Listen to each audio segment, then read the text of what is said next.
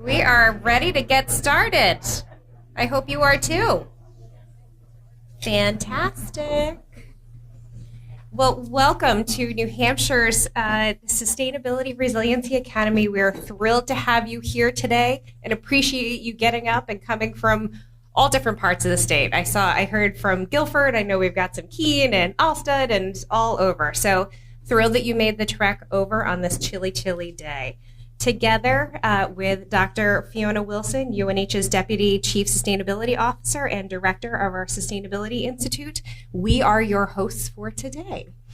It is really, really wonderful, though, to see so many familiar faces, but also so many new faces here, because we are thrilled to be able to connect with more of you and to share this great learning and engaging opportunity. Today is also December 7th, and Cliff very kindly pointed out to remind me that it is Pearl Harbor Day. So I did want to take a quick moment for all of us to recognize our veterans, and there may be some here today in this room. So thank you for your service, and thank you in remembering all of those that we lost on Pearl Harbor Day.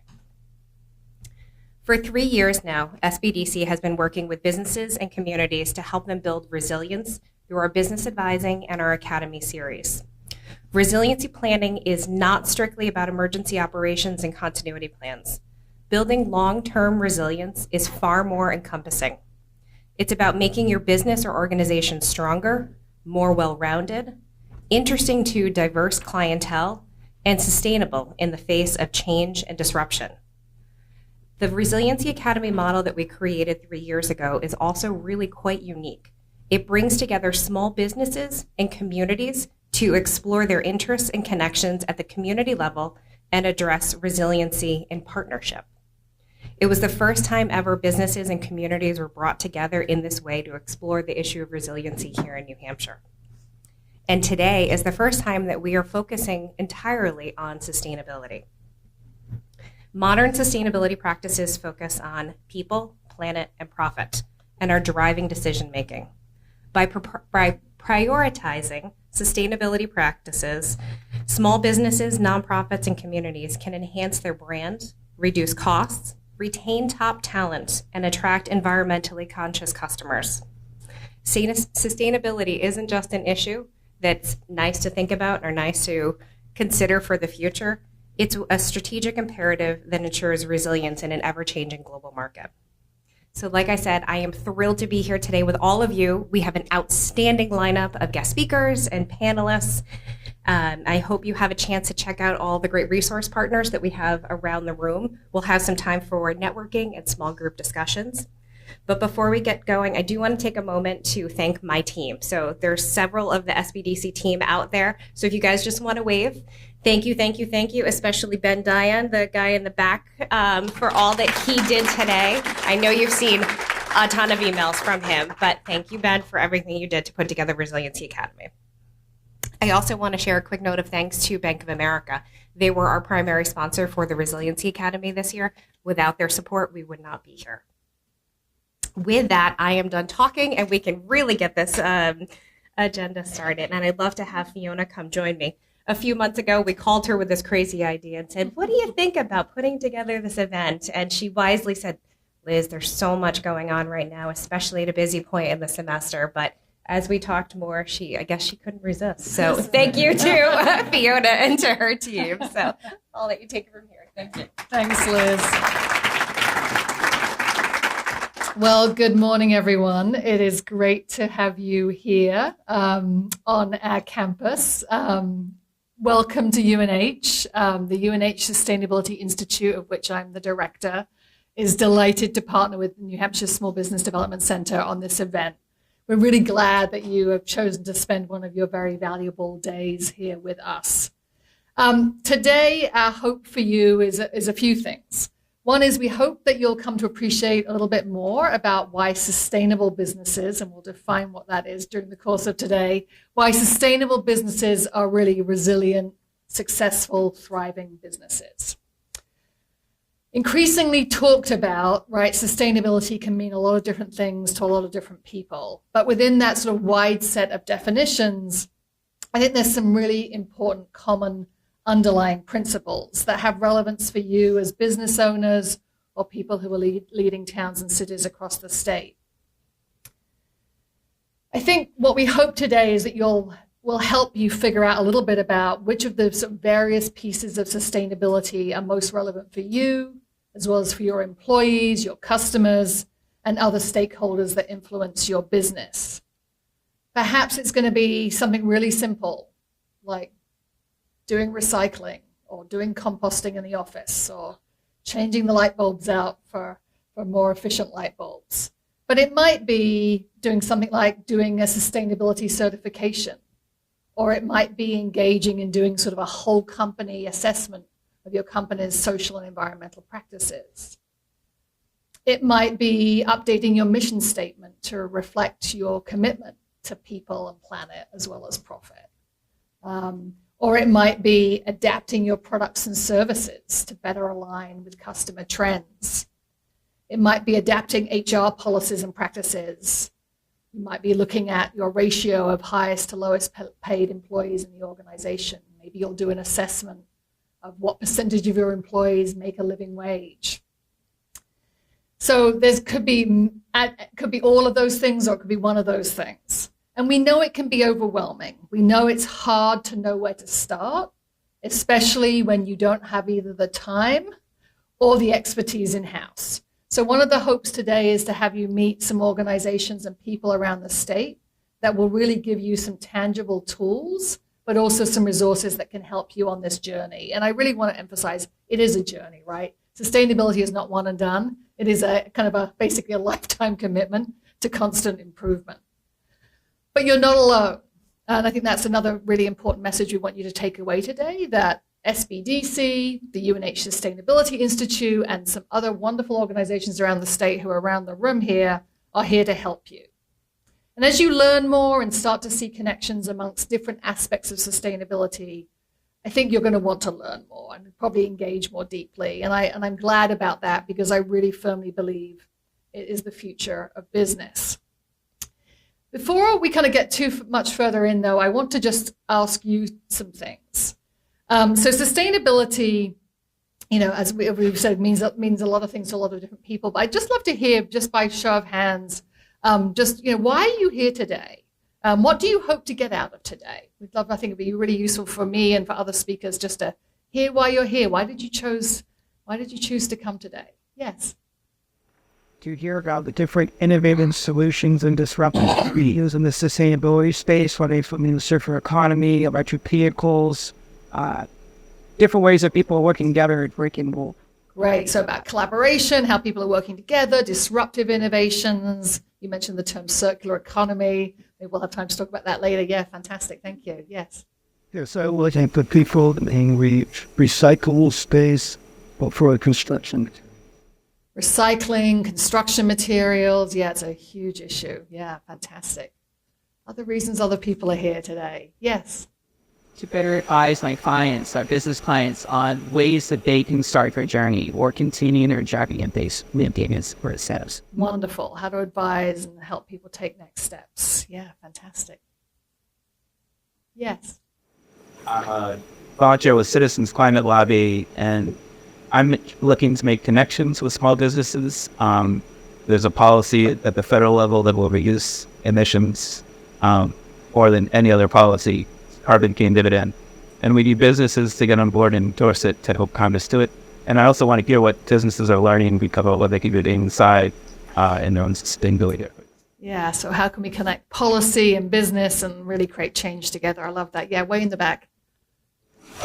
Basically, if we're running a business, and this is not a topic that's going to go away, how do we bring some of our resources and our services to businesses to help them fulfill this project, this initiative that have been conversation about. And as to sit in more of a strategic advisor role than just selling them product. Yeah, sort of how can we be in partnership on this journey together, long-term relationships, long-term value creation. Yeah, I couldn't agree more. Yes. So we have a production facility, and we're working towards becoming sustainably certified, and we're just looking for support services to help us obtain that goal. Wonderful. So a production facility that's in the process of getting sustainability certified and looking for help. That's fantastic. Well, thank you for sharing some of those, and encourage you to keep having those conversations and telling people why you're here, because then people can help you. But I'd also like us just to do one quick thing before I do a little bit more of my keynote, is I'd love you just to turn to somebody next to you and just talk for maybe 2 minutes about what does sustainability mean to you. Okay, 2 minutes, go. All right, I'm going to bring you back together. We said it would be a quick 2 minutes, but I'd love to hear what some of the things that you've been talking about are. So what does sustainability mean to you? What does sustainability mean to your business? Love to hear from some tables about what you were talking about. Yes, thank you. You mentioned about B Corp. I'd be interested, in understanding at some point. I mean, I understand B Corps, but I think it's something that is not well understood. What does that mean? What does that certification mean? All right, so you were talking about B Corp certification. So good news, we're going to spend a little bit of time today talking about that. So thank you. Good idea. What does sustainability mean to you? Yes. I think it also means a degree of resilience and addressing climate change and all of the issues that especially those of us on the seacoast are facing, longer term power outages, crazy weather, and in a way, it addresses your bottom line. It keeps you in business, it keeps your staff stable and employed and working with you, and it hits many notes. Yeah, so talking about the climate change and how as a business you can address that, but not just because you want to, but because it really affects the long-term viability of your business because of all of the negative impacts that we're experiencing because of the changing climate. Yeah, thank you. Yes. Developing a commercial use for recycled plastic. Yeah. Say that one more time. Developing a commercial use for recycled plastic. Developing a commercial use for recycled plastic. Yeah, we've got mountains and mountains of plastic in our economy, right, that often just goes to landfills. So how do we kind of create systems to allow use for that? Fantastic. Yes. Working with nature as opposed to trying to fight against it. I mean, I think a lot of times we have a lot of human-created problems that nature's already solved. There's no such thing as a landfill in nature. And I think looking at what can we learn from nature in order to improve our businesses and move beyond greenwashing, which is unfortunately a lot of what we see, but how can you actually harness it, work with it, empower it for people, planet, profit, or reduce, reuse, recycle, however you want to look at it. But it's a lot of tools, but how do you actually apply it? Yeah. Beautiful. Yeah. As Gary Hirschberg, who's one of the co-founders of Stonyfield, likes to say, waste is a sort of a human construct, right? Yeah, absolutely. Beautifully said. Maybe just take one or two more. Anybody else want to offer up? Yeah.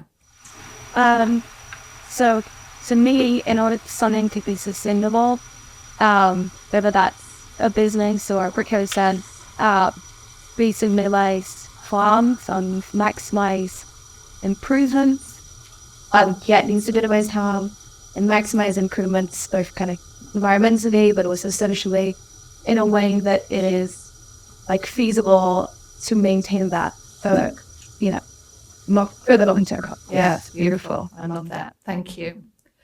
Well, thank you for sharing that. I wanted just to share a few thoughts with you. First of all, a little bit about how here at UNH we define sustainability. So this slide, very deliberately is the word sustainability sort of bursting off the page, right? And that's because, I think as human beings, we really would like concepts to be nice and small and neat that we can get our arms around. And unfortunately, sustainability is not one of those things, right? Sustainability is big and unwieldy and complex. That's part of why I love working in this space, but it does mean it's a little bit challenging.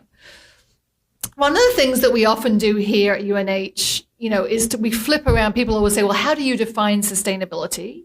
And we often flip it around and ask this question, which is, what sustains us? What sustains us as individuals, as families, as communities, as businesses, and what sustains us as this kind of community of, of humans on this planet, right? You can talk about that at many different levels. But I think when we flip that question around and really asks what will sustain us, what will sustain your business, what will sustain your community, both now and in the long term, not just to survive, but to thrive, I think it really helps us kind of lean into what we should think of as sustainability. It's a multitude of different things. But we do have a definition of sustainability here at UNH, which is the collective commitment to human dignity for all people and ecological integrity in all places, kind of what Joe was saying about sort of people and planet, as well as economies here. We really believe that people are entitled to a healthy and productive life in harmony with nature, and developmental and environmental needs of the present and future generations are met in an equitable way. We're really glad to host this today. I don't think it's a very well-known fact that UNH is a leader nationally in higher education in the field of sustainability. We're one of the oldest universities to have a sustainability program, now going back 26 years. So our commitment to sustainability here is very authentic and really steeped in many years of work. And we are one of only less than 10 universities in the country that have a platinum rating in something called STARS, which is the Sustainability Tracking, Assessment and Rating System. It's sort of a whole, very rigorous, about 350 questions that really looks at all aspects of how we operate this organization, from our operations, but also to what we teach in the classroom, the research that our faculty does, how we engage with the local community. And so again, we're one of only less than 10 that has a platinum rating in STARS. And even within that group, I think we currently have the 6th highest score in the country. So there's not a whole lot of things that UNH is number 6 in the country for, but we're really proud that it's around sustainability. But I think, sustainability, this sort of sustainability rating that we have with STARS is really nice. We're certainly really proud of it. But the thing that I'm really interested in is what does that mean that we can do, right? And really at UNH, we believe we have an opportunity, but also an obligation to help create a more sustainable world. How do we use what we've done here to help organizations around the state and around the region? I really like this quote from the University Global Compact that really speaks to the power that universities have. I'm not going to have time today to talk about all of the ways in which we sort of embody sustainability. If you're interested in some of the things that we do here, I can either point you to an online, let's say a 1-hour online learning module that will really help you learn about all the sustainability practices we have here on campus, or you can come and chat with me in the break. But I wanted to speak a little bit about, why we do what we do. So, there's a couple of reasons why we are so committed to sustainability. Number one, it makes our operations more resilient, right? As somebody has already mentioned, as we witness more extreme weather events. In some or many cases, it helps us lower our operating costs, right? Perhaps not immediately, because there's often an upfront cost to doing some of the things that we do, but we're here for good, right? We're not going anywhere. And so if something has a 3-year or a 5-year or even a 10-year payback that will permanently lower our annual operating costs, that's something that we want to do. But more importantly, sustainability is something that is helping us as a university achieve our strategic goals and our business goals. It's helping us attract and retain students, which is the primary driver of revenue for our organization. And so it helps make us more financially resilient. And of course, we have a public university we're a public university that really has a mission that for 150 years has been to support the public good. And we're really thinking today about what does that mean in the context of sustainability? Of course, we're an educational institution, and so we think a lot about how do we really educate future leaders, the workforce of New Hampshire and the region with those sustainability skill sets that organizations like your own need now and in the future. But we also want to share and test. We want to test and share what we do here to be a role model, if you like, that can be the basis of our education programs for training future leaders, but also for sharing with all of you. During the academic year, there's about 20,000 people here at UNH, faculty, staff, and students. And so that's about the same size as Portsmouth, New Hampshire. So how can we share what we do here with other towns and cities across the region? We also have an annual operating budget of about $250 million. So although we're a nonprofit, we are a good-sized operating business. And we want to be a partner and a resource for businesses and other organizations in the state.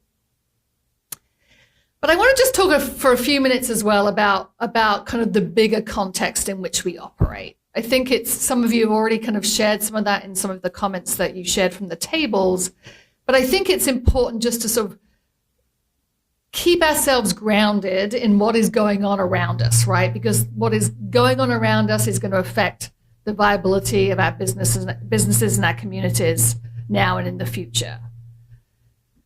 I'm sure, like me, you were all, pretty horrified this summer to hear a lot of the news that was coming out from here and around the world. We shattered records around the world, right? Unprecedented heat here and globally. But we're also seeing records like record low of Antarctic sea ice, ocean temperatures were smashed, and we're seeing more and more of these sort of tipping points as kind of climate change really takes hold. But I think what's more important than the sort of the science and the data is what those resulting impacts are. And what we're starting to understand is that perhaps we have underestimated the consequences of some of these big challenges. There's a really good quote here from the former chief of the IPCC, the Intergovernmental Panel on Climate Change. He says, "I'm very concerned. None of the observed changes so far are surprising, but they are more severe than we predicted 20 years ago and more severe than the predictions of 5 years ago. We probably underestimated the consequences." And we're seeing the effects of this every single day. There was actually a study that came out, I think, this week that said, it published in the Boston Globe, that extreme weather cost New Hampshire farmers $13 million this past summer in lost crops, right? We had an event here last spring with maple syrup farmers. They really talked about the major impact that both, warmer weather and less snow is having on the maple syrup industry. We're hearing from lobster fishermen about the declining yields because of the warming temperatures off the coast. The main shrimp fishery has now been closed for 10 years, right, because of warming waters. New Hampshire ski resorts are having less days of snow and therefore less days of revenue. But then we've also got, the human side of sustainability, right? We've got issues around affordability of housing. Your employees can't find affordable places to live near where they work. They can't find decent, affordable childcare. Sometimes, they're not earning enough. They're not making a living wage, and so they have to have a second job. There was a crazy study, or a story that came out maybe a month ago, where there are Gen Z people who actually have 2 full-time remote jobs. And their employers didn't know about it, right? But they're somehow juggling 2 full-time remote jobs because they don't perceive that, one job pays them enough to do the things they need to do for themselves and their families. There's never been more interest in labor unions, right? And again, people are forming or have interest in forming unions because they don't think they're being treated equitably and fairly, and they can't afford to provide for themselves and their family. So these are all issues under that broad umbrella of sustainability. And we can talk about, why these things are happening. That's for another time. But the reality is they are real impediments on the resilience and success of businesses and other organizations. And so they're things that as business leaders we really have to understand. So not surprisingly, right, given all these things that are happening in the world, people are starting to demand better. Your employees, your customers, your investors are starting to say, we're looking for more. increasingly we're seeing study after study of both Gen Zs and millennials who want to work for, buy from, and invest in companies that they believe are aligned with their values. There was a study last week that for the first time I've seen that there are employees leaving companies, resigning from their jobs because they don't believe that the companies they work for are doing enough to address the climate crisis. Some other statistics here. 80% of global consumers agree that business must play a role in addressing societal issues. 86% of employees believe it's important that their own employer is responsible to society and the environment. 90% of Americans say that companies must not only say a product or service is beneficial, so that's the point of the greenwashing at the back of the room, but they need to prove that they're good for people and planet. 73% of consumers care about the company, not just the product when making a purchasing decision, the values behind the company. Now, one of the problems that we have is that, and no disrespect to our former dean of our business school who's sitting in the room. But, for many decades, right, business schools have taught students, unfortunately, that there's this sort of unavoidable sort of conflict between sort of making money and doing good, between making a profit and being socially responsible. And this has been so inculcated into our way of thinking, right? It's the way business is taught in business schools. It's the way, in some cases, courts of law are making decisions in business cases. There's this sort of fundamental belief that you somehow have to make a choice, right, between doing what's good for the business and doing what's good for people and planet. And we could spend hours talking about like where these thoughts came from, but it's really been our predominant mindset in business for the last 50 years. It wasn't always that way, right? If you go back to pre-1970, there was a much more sort of nuanced view about how businesses would thrive and be resilient. But really the last 50 years, we've really been dominated by what people often call this the shareholder, real kind of focus only on shareholders and not on a broader set of stakeholders. But yeah, the root of the problem is this sort of myth that we've somehow created, that we have to make this either or choice. But we're starting to see a shift, right? Partly because of how the context is changing, some of those big global issues I was just talking about. We're starting to see that business is really, after 50 years, starting to shift again. In 2019, the Business Roundtable, which is a group of over 200 CEOs of the largest companies in America, they made this major statement about the purpose of the corporation. And they basically, the big message was, just maniacally focusing on shareholder value, maximizing profitability is no longer enough. That businesses must pay attention, right, to other stakeholders, the employees, the customers, the suppliers, the communities in which we operate. And this is part of sort of a larger trend. And I wanted to share with you a very quick video. I'm hoping the sound is going to be good. That is really embodies this kind of changing mindset away from this either or mentality, right, to more of a sort of both and mentality. And it's a paradigm that we call creating shared value. Problems of the environment, society, local economies. Corporations have been blamed for viewing these concerns as threats to profit.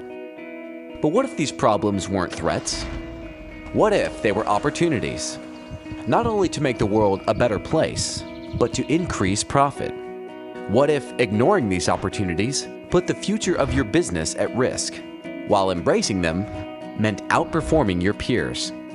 This isn't some dream, it's reality. But it requires a change of mindset, a shift away from a narrow focus on earning profits toward a broader, long-term focus on what we call creating shared value. Creating shared value operates on 3 levels: reconceiving products and markets in ways that meet customer needs while also contributing to society. redefining productivity in your value chain through social or environmental innovation, and cluster development, supporting the well-being of industries related to your own in ways that improve societal conditions. These aren't just theories. Each of these approaches have been successfully demonstrated by major corporations. General Electric has developed new Health Imagination products to deliver high-quality, low-cost care to mothers in developing countries. Intercontinental Hotels Group has implemented Green Engage, an innovative, cost-saving online tool to help its hotels control energy consumption. And Nestle has given resource-strapped farmers in developing economies financial and technical assistance to create a better supplier network. Creating shared value is not an option. It's the future. Learn more about the future of your business at fsg.org. So I hope you could hear that. We were having some trouble with the volume in this room, but what the video is really talking about is this real shift in thinking, right? That previously we've seen paying attention to environmental concerns or to sort of social impact, treating employees well as a sort of an added cost to the business or a kind of a constraint against profitability. But what the video is really talking about and what we're really seeing playing out in businesses small and large around the world is this idea that being good for people and planet is a driver of your financial success. Those two things are inextricably linked, right? Because consumers and customers are changing, they're looking for companies that are doing those things. So some of the examples that in the video that were being talked about is, some of these examples can help you, be more successful. Profit's really simple, right? Profit, if you want to increase your profit, you either decrease your cost or you grow your revenue, or ideally you do both. So with shared value, some of these things are sort of like common sense, right? They're about how do you really change the way that your business operates over the long term. Yes, they can have a much more beneficial impact on the planet, but they're going to have a long-term decrease in your operating costs, right? That makes your business more resilient. So Worthen Industries, a wonderful company here in New Hampshire, industrial company, they've implemented one of the largest solar arrays in the state and have invested in a lot of energy efficiency measures for their manufacturing operations. Yes, there was an upfront cost to that, but the payback for them was less than 10 years, and they now have a much lower set of annual operating costs. Companies like Stonyfield, another great New Hampshire company, they have made some long-term investments in the health and resilience of their supply chain. They're a yogurt manufacturer. They rely on milk, right? There has been a phenomenal decrease in the number of dairy farmers in the New England region over the last 20 years.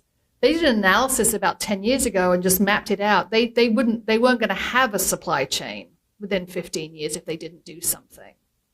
And so they've really been investing in how do they train and support the next generation of dairy farmers. Good for people, good for economies, but really good for them too, right? They need a reliable source of milk to maintain their business.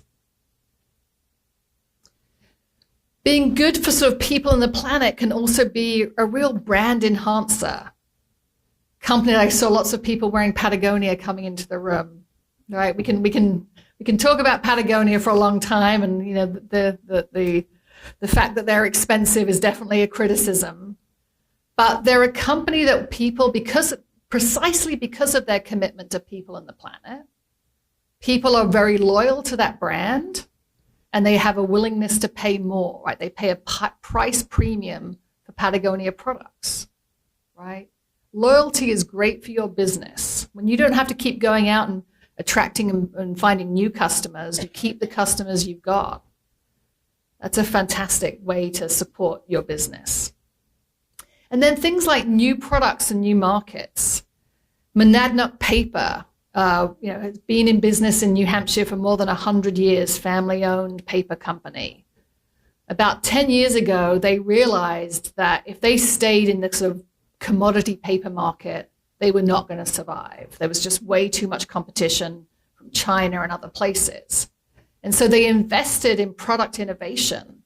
They were one of the first companies to offer really environmentally sound paper products that also performed really well.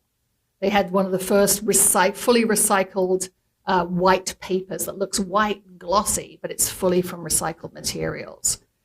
Investing in that kind of product innovation, which is really good for the planet, has turned out to be also really good for Monadnock's profits.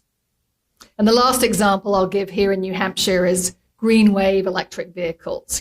Started by an entrepreneur, he really saw a profitable opportunity to start a car dealership that sells 100% electric vehicles, right? These are all ways that business owners, business leaders are harnessing these ideas of shared value and not seeing them as taking away from their profit, but being a driver of their profitability and their long-term success.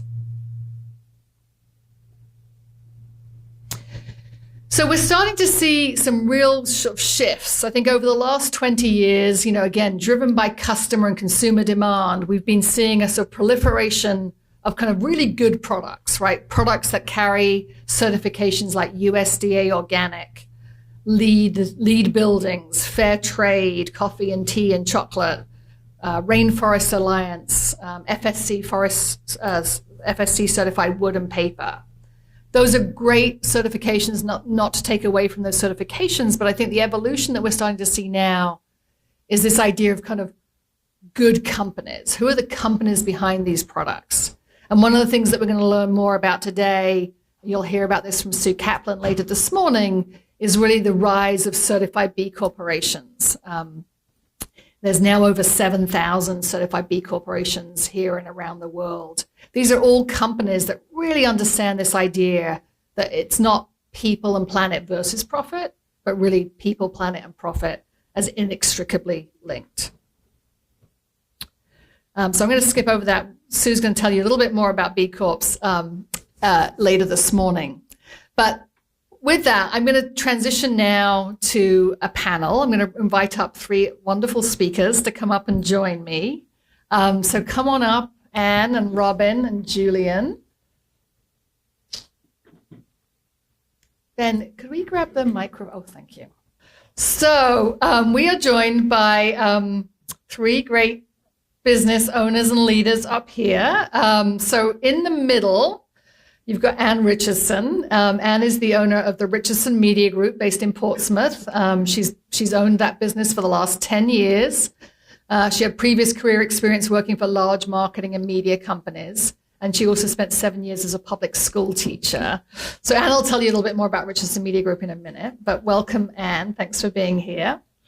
On the far end, we've got Robin Tyndall.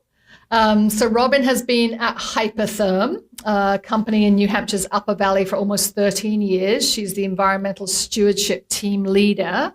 She'll tell you more about what that means. But she previously spent 3 years as an energy consultant with the Vermont Energy Investment Corporation, where she assisted Vermont business owners in the analysis of energy efficiency. So welcome, Robin. Thanks so much for being here. And last but no means least, Julian Gervais. Julian, when I first met him, he's the first person I've met who described himself as a climate refugee from California. He now resides here in New Hampshire with his family. Lucky us. He's one of the few people in the country also who has a sustainable MBA from Presidio University in San Francisco. But he's currently the Director of Sustainability Implementation Climate Action Planning at Sensiba. And earlier, he spent almost 10 years at the Jackson Family Wineries in California, and he really led their sustainability efforts from the ground up. So we've got some fantastic speakers here. But we're going to start just with a question for everyone. Tell us a little bit more about who you are. So mostly, what's the business that you represent? And if you could just give people a sense of, your products and services, the customers you serve, and also just the size of your business by sort of employees and revenue. So, Anne, why don't we start with you? Thanks, Fiona. So, Richardson Media Group is a media planning and buying and SEO agency exclusively we stay focused on those two aspects of digital marketing. As Fiona mentioned, my background is long-standing, many years as a media buyer, and I have always loved that part of the industry.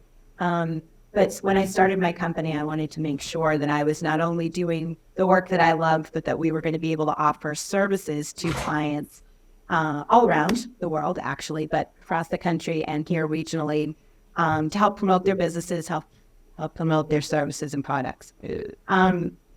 We became a certified B Corporation in January of 22 after having, I went through the Impact Clinic with Fiona and crew. But it took almost a year and a half to earn my final certification. Sitting in the front here is Colleen Spear, who was my peer leader at the time when she was a student here at UNH. And that helped me develop a really strong relationship with UNH that's continued to this day.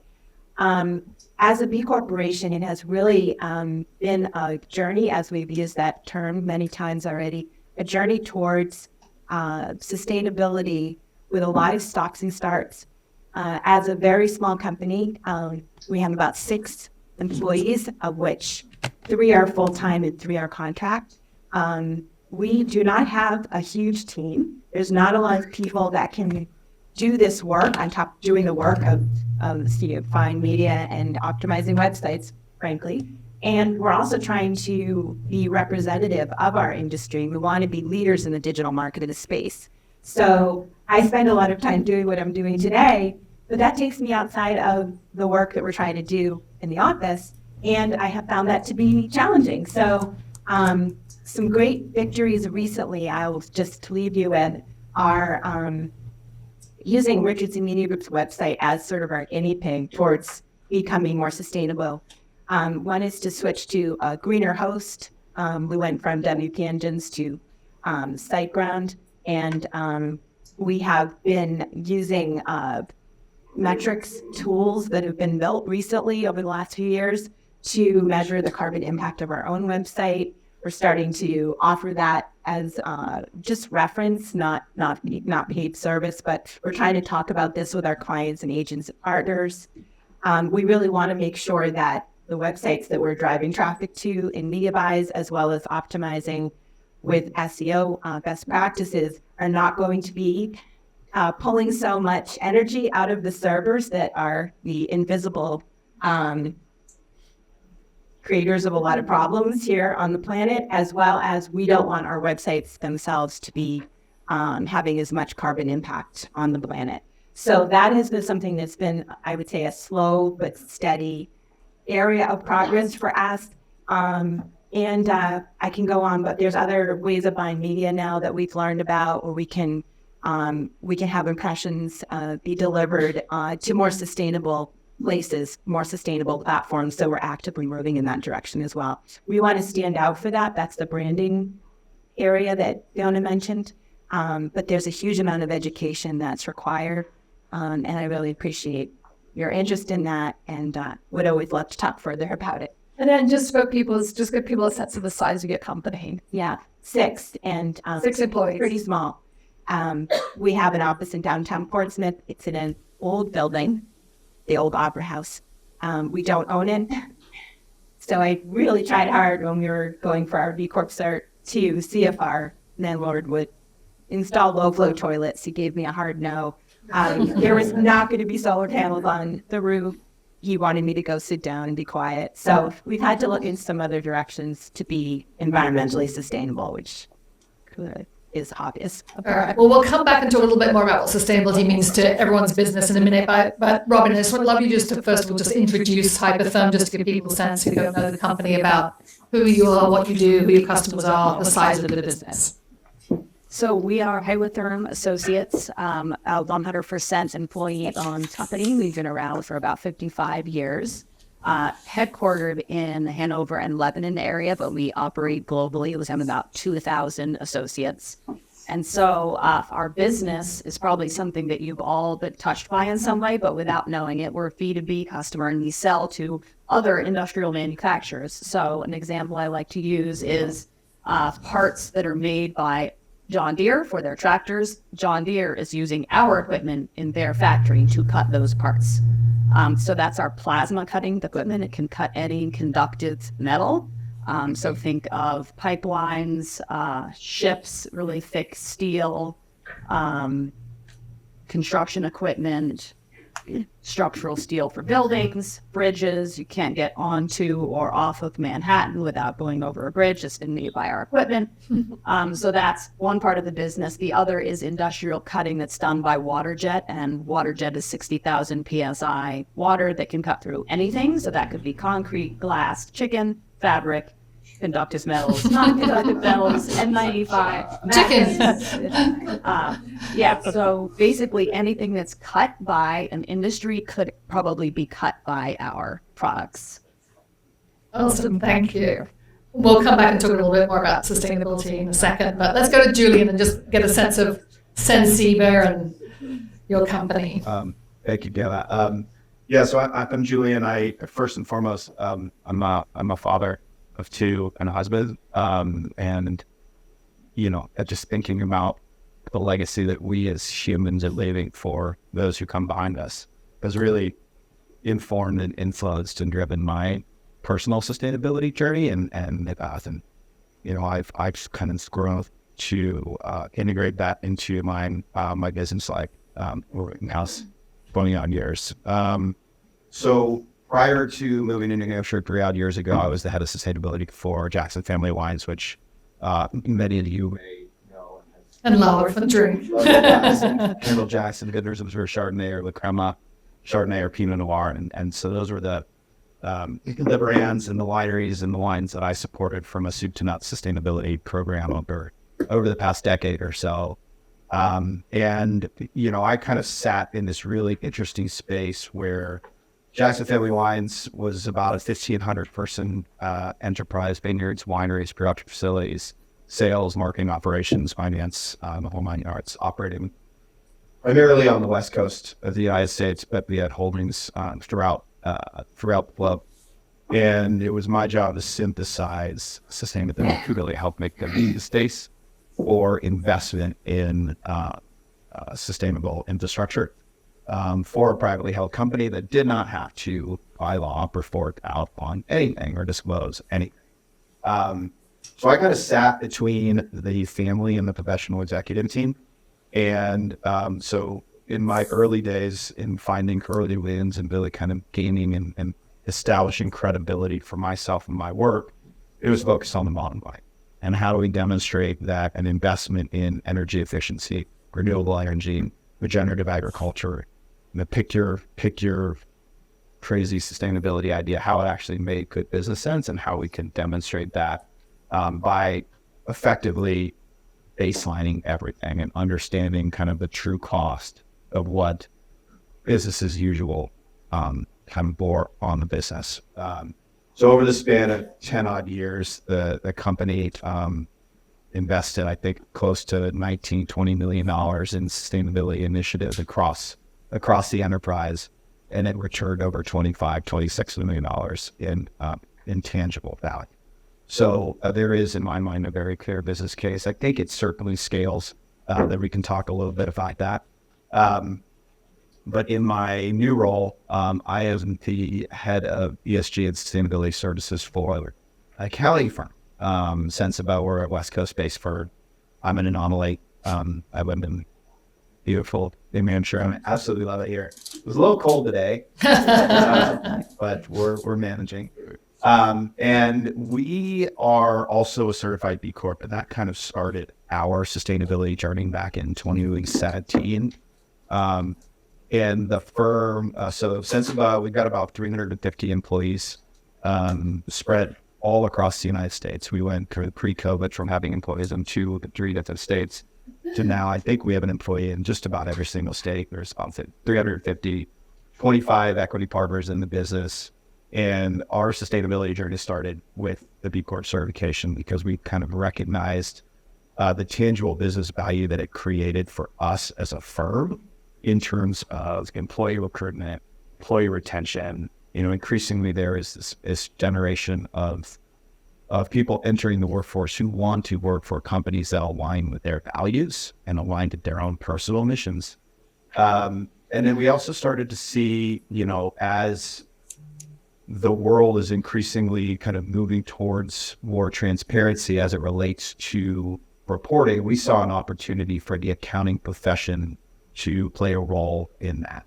We primarily service small to mid-sized companies. We do very little work for accounting or audit services for large publicly traded companies. And so we're kind of watching the evolution of some of the global sustainability reporting frameworks, and really kind of looking at how those are going to impact mid-market as publicly traded companies start to ask for disclosures around climate, sustainability reporting, things like that. So working to help companies kind of understand where their risks are, where their opportunities are, what their baselines look like according to these global accounting frameworks, and then building strategy from there to be resilient and ultimately profitable in the going concern future. So Julian, when you talk about some of the clients that Senseiwa works with are often suppliers to some of the larger companies, and those larger companies now are asking exactly for those sustainability disclosures. Sorry to comment, we'll touch on it a little bit, but we primarily work a lot with manufacturing companies. We work a lot with food and agriculture businesses. We work with technology companies, across the board. And so we're increasingly recognizing that as we audit a company's financial statements, there are incredible opportunities to start to align their financial reporting in your annual planning with sustainability. That's great. Thank you. Robin, let's go back to you.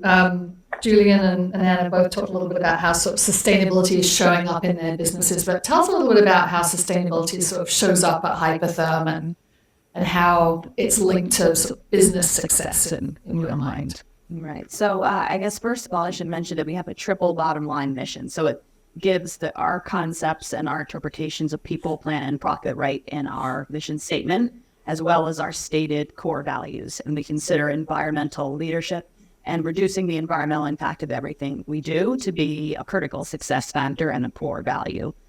So we started on this journey back in 2010. That's when we first started kind of understanding our baselines and set some long-term goals at that point for our 2020 goals. So that first decade was really tons of learning. Some of those goals we had baselines for, some of them we didn't even have baselines yet. So we set targets anyway. And we had misses, we had big wins, and we had, kind of mediocre performance across the board. So we learned a lot during that first decade. And I would say that one of the most surprising or unanticipated things was the level to which it spoke to our associates' values and pride and engagement in working there. So when we do those kind of outside anonymous surveys that try to gauge what really gets people out of bed in the morning, our environmental stewardship and community work have showed up as the number one driver time and again. So that's kind of the background. We're obviously now here in 2023. Our 2020 goals are over. And I guess I would say one overarching theme that I've really been noticing recently is that we, of course, did the low-hanging fruit first, right? That makes sense. Where the easy math is, where the quick paybacks are, which is what everyone should do. Now we're on the other side of the coin where that easy stuff is gone. And I think people got a little bit used to the easy stuff, right? And so now that we're here 13 years into our journey, I'm starting to frame up how I can continue inspiring and motivating people. And one of the things I've been mulling over even just in the past few days is if we're doing easy stuff right now, that means we're not innovating. That means we're being a follower or a sheep if we're doing something that's easy, or it means we actually probably should have done it 13 years ago and we just missed it, right? Because that easy stuff should be gone, and we should be in a place right now where it's harder and we have to dig deeper and we have to invest more. So that's kind of where we are now. And in terms of how we've actually implemented this, being a big company and having a team of 3 people on the environmental stewardship side, we recognize that we are not the subject matter experts, nor can we ever be, whether it's, looking at the finance team or looking at manufacturing cells that are doing high-tech manufacturing. We're not going to learn enough about those processes to be able to thoroughly advise on how to make them more environmentally sustainable. And so we've developed a champion model where across about 75 teams of various sizes globally, we educate and inspire and partner with a Greek champion on every team. So that person is a subject matter expert in their field, and we give them education and guidance and frameworks for bringing their expertise together with ours to make environmental difference in their cell. And we give them frameworks and internal certifications and calculators and tools and hand-holding when they need it, and helping communicate with their leader or their boss when they need it in order to kind of execute those changes. Yeah, thank you, Robin. I want to open up for questions from the audience in a minute, but I want to have a question for Anne and a question for Julian before we do that.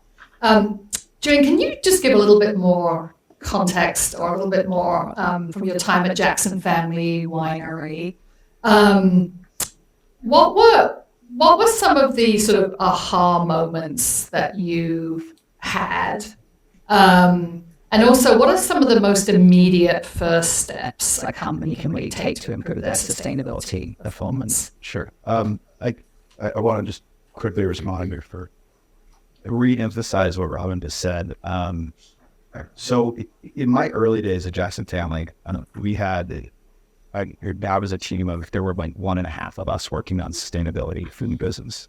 And that was a stretch for the company to even have. I mean, I was the second non-compliance based sustainability person in the wine industry. And this was period. Yeah, 2012, right? So not that long ago. And so kind of sustainability is kind of, in many ways, emerged from the EHS, environmental health and safety movement, because there's a lot of natural synergies. But we took the step of, hey, let's actually create a sustainability position that's looking to the horizon, right? Where are we going? How do we address these issues? And when the executive team created the position, they kind of like said, okay, great, we're going to appropriate some resources. We're going to hire 1.5 people, and mission accomplished, right? Any sustainability question is just going to direct your joy at it. And I got inundated with like everything from every department. If the word sustainability came up, it was like, kick it to Julian, he'll figure it out. And what Rob was talking about, kind of the green teams and really kind of conscripting and employing and kind of getting everybody in the same boat, rowing in the same direction, making sure that everybody understands this is a collective game, and that everybody has skin in this game, and that everybody's responsible for the company's overall progress is critical. And, you know, in many ways, the consulting that I do now, we work with smaller companies that don't necessarily have the resources for a full-blown sustainability department. So it's all about, how do you align incentives such that every single person within the organization has some sort of skin in the sustainability game? And a lot of that comes down to compensation and how they're measured, right? So just kind of framing that up as you all start to think about as small to medium-sized businesses, you know, if you don't necessarily have one person that's focused on sustainability, that's not a bad thing. It's okay. Just make sure that everybody gets an equal share in this, and then you've got to find somebody who can pull the strings. Sorry, a question? So I think that was yeah. And then really, what are some of the most immediate first steps a company can take? So one of the kind of the first, we had 2 aha moments, and I was fortunate in the sense that I kind of, you know, I came into my role during a pretty significant drought in California. And for those of you who don't know, it takes a lot of water to grow grapes, and it takes a lot of water to make wine.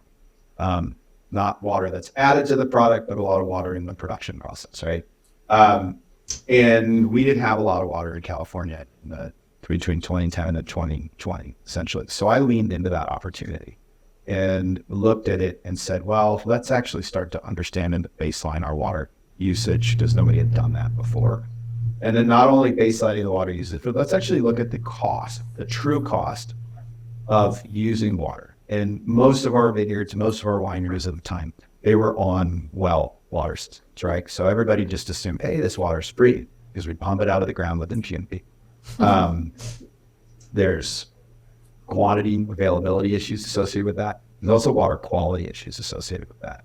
So I basically kind of put together a way to track the hard costs associated with pumping water, treating water, moving water around, heating it up, doing treatment on the back end, and kind of came to a hard cost of about 3.5 cents a gallon to use every gallon water in production facilities, which when you kind of put that out, or you put that out there, 1 million gallons of water costs you $35,000, right? So I then came to the CFO and said, like, every 1 million gallon of water that we use is $35,000, and now we can start to justify investment in reuse and conservation technologies. And that was an aha moment. The other aha moment we had was around renewable energy. And I came in to a position where we had already done some energy efficiency upgrades. We'd done the lights and the DC stuff, the air handling units, and some of the things where we had gotten some rebates from the state of California. But then we had actually tracked the impact over the last couple of years. So I went back and I retroactively identified the cost savings associated with the efficiency initiatives that we had done, and then put a business case together to invest in on-site renewable energy, which, when it was all said and done, had a major impact on reducing our emissions, but also had a 15.5% internal rate of return and a sub 6-year payback. So when I presented that, and I kind of did a lot of work with the production, with the operations team and the finance team to make sure that everybody saw the numbers in the same way that I did, right? Worked with solar vendors and everything else, and were able to compare apples to apples, so that when we presented the proposal to the company chairman, she kind of looked around the room and she said, COO, are you good with this? CFO, are you good with this? CEO, are you good with this? And then she looked at me and she said, where do I sign? Right? Because it was a very good business decision, and it took the emotional, part out of it. Yeah, and that's pretty helpful. Thank you. So, and I think, one of the things I liked about the example you gave about water is there's a term that we use in sustainability called materiality. And it really is just like, what are the things that are really sort of going to have a really significant, i.e. material impact on your business in the future. And so for a winery in California, where water is becoming the scarce resource, not only is it saving the company money, but it's making the business more resilient, because you're going to use less water and be less dependent on depleting water supplies, right? Which kind of gets to your next question on where do you start, and it's baselining and it's understanding materiality, and not just environmental materiality, is a dual or double materiality, right? The environmental, social, governance impacts, and also the kind of the financial impacts. And so there are a number of tools that you can do to identify and define materiality for your business. One of the other key things, and COP28 is happening right now in Dubai, of all places. I'm not going to go into that. That's a whole other story. But I think the world is increasingly, as we saw with Fiona's slides earlier, the world is increasingly focused on climate change and carbon emissions. And, as kind of publicly traded companies are becoming duty bound to report on their scope, their greenhouse gas emissions across scope 1, 2, and 3, direct and indirect, that's going to trickle down the supply chain. So if you as a company are supplying to a publicly traded company, within the next couple of years, those disclosure requests on your emissions footprint are going to start to show up from your customers. So I think another really good place to start is measure your emissions. We had a moment where, we produce wine and we put them in nice little glass packages that are infinitely recyclable. And we just never really thought anything beyond that. And when we did our first carbon inventory, we recognized that glass represented 20% of our total global emissions footprint. And glass is, you don't really think about it, but it's sand melted at 3,000 degrees Fahrenheit. These furnaces from the manufacturers have to be on all the time. And we can make a couple of little tweaks as a result of that, where we reduced just the weight of the glass bottles, getting back to the easy wins, and just reducing the weight of our glass bottles, which most consumers don't even think about, saved us and reduced our emissions by 5%, right off the top in year one. and it saved us $1 million a year and avoided glass costs. So that's in So I love that example because it's sort of both and, right? It's like the theme that we're trying to share on the panel is it's not either planet or people or profit, but it's sort of both and. So the example Julie just shared is we're saving the company money and it's also reducing our negative impact on the planet. I'm going to just go to Anne quickly, and I'd love just to hear, Hypertherm, Jackson, bigger, not huge companies, but certainly bigger companies than your own. You're a 6-person firm, services firm. Like, how does sustainability, how does it differ for small, owner-led businesses like your own? So glad you asked. I am really excited to hear the changes that the folk Hypertherm and Sensibot and Jackson were been able to make. But I do have to sort of bring this down to the reality of what does it mean to do this for a micro business is really the term we use to describe an agency like mine. And there's so many of us. So the reality, Jack, is that when I first started thinking about this, people started asking me why I wanted to pursue B Corp certification. And my first answer a while ago was, well, it reflects my values. I'm the business owner and it's the right thing to do. But then I started realizing that wasn't enough. I needed to live my own values. The business is mine. I built it. But I have to also engage my team in believing that too, or else we're going to be sunk. And I think sort of the thing I'm most grateful for is that the people that we do have on the team are just as excited, just as, willing to take the steps needed to do this important work as I am now. And that's been one of the most gratifying parts of leading my small team. I will say too that being in a different industry as my co-panelist here, I think there's a lot of consumer misinformation around how the web works, how digital marketing works, how they are served things online when they're cruising around. And that has been an incredibly exciting and wildly potentially possible area to jump into over the last couple of years for us, to say, if we get more knowledgeable around these elements, if we can learn more about how ads, how website performance relates to carbon impact, then we just need to use our voices to share that so that the world at large can be more knowledgeable about those issues. We don't sell a tangible product. We have an intellectual property that we are selling. At the same time, let's use our own learning, let's use our own platform to make more people aware of this. And hopefully within that cycle, they'll want to work with us because they'll know that we're truly committed to that effort as well. And that will mean something to them. But I have to say that has been more slow to progress. And again, I'm hopeful and optimistic, and Fiona knows that I truly want this to happen. But I do think there's so much more education that needs to go out into the world for people to really be more critical about the products and services that they're purchasing. And then I think just the last thing I'll say is being B Corp certified is a terrific label to be putting out there. It's a symbol for many people about what we believe and what we're trying to achieve.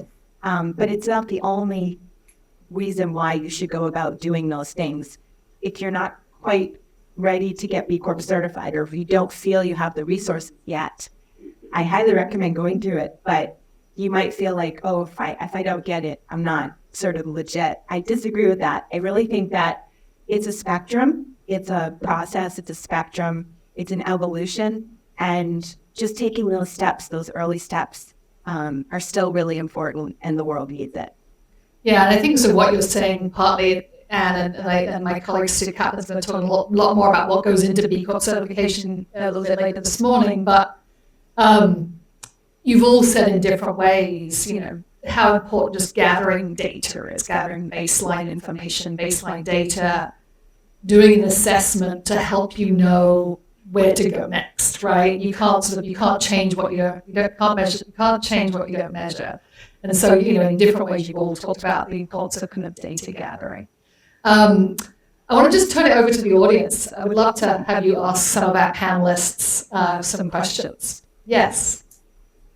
Yeah, the middle of the room. Yeah. I can speak loudly. So it's a two-part question. The first one is about priorities, and the second is about approaches. So when you're talking with people and you ask, do you care about sustainability? They probably say yes.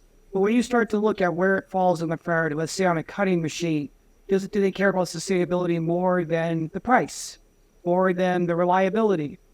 How would you elevate that up in their priorities versus choosing a modular system or less toxic cutting fluid?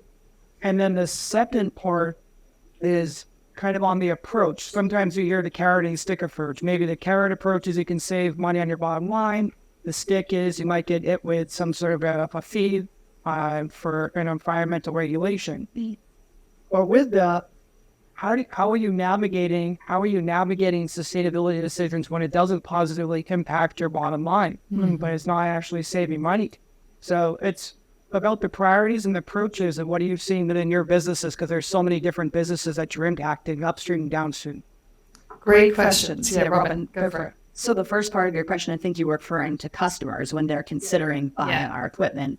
And I would say it depends. I think that there's some customers that we don't necessarily bring up the topic about our focus on sustainability because the people who are connected with them, our salespeople, don't feel like that's a match in values. And other customers, it very much is.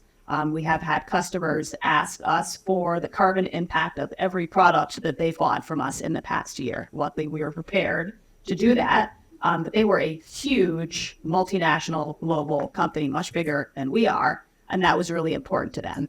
We've also had to have customers who have said that they've chosen us because of a philosophical match, and it hasn't necessarily been about the product itself, and they weren't even ready to ask detailed questions yet, but it was more about looking at our corporate social responsibility report holistically, looking at our environmental sustainability, looking at our community work and our philanthropy, and that whole package is what kind of tipped them over the edge in what was probably an apples to apples technology comparison. But then they wanted to come and learn from us and really partner on, from their standpoint, I would say kind of their vague idea of sustainability. They just knew they want to be there. Hybrid looks like a great partner. We're going to buy their technology and then partner with them, even though they didn't even understand it very specifically yet. And then on the piece in terms of our making decisions internally for things like our production processes and what happens when it's not a win for the bottom line, that is definitely the point that we are getting to. And again, I would say it kind of depends on the department, the decision, the speed the decision needs to be made, the risk aversion or tolerance of the group. And so I'll give one example where we built a new building. I think that was maybe 8 years ago. And there were some calculations about payback on a new innovative piece of equipment. And the payback was calculated to be over 20 years. And so usually that would be a no. Whoever was making the decision at that point said, well, this is a brand new building. It's a lot easier to just do something innovative when you have a clean slate instead of retrofitting it. And this building is going to be around for more than 20 years, so let's do it. And it turns out that the payback was more like 6 years. And that it reminds me of a point. I've been trying to find this article, but it's something I read probably 10 years ago, and I haven't been able to find it. But it talked about the concept of people who are in the sustainability space are always trying to be so careful and so conservative to be like, look, it's real. It really does make sense that they kind of reduce every factor to present the worst case to show that it can still win. And I think that maybe that's what the engineers did internally, was they kind of treated the sustainable option unfairly conservatively, just to show how fair they were being. right? Luckily, they made the decision anyway. But I think that that's a trap that we can all kind of fall into, is like that being too careful. It's sort of interesting, right? Because, I mean, maybe they were being conservative in their calculations, or maybe energy prices went up, which of course they did in that time period, right? So that shifts the payback period too, right? And I think that's something that I would emphasize. I think embedded in what you said is like, the return on investment, it really depends on your time horizon, right? And is it going to be good for the bottom line?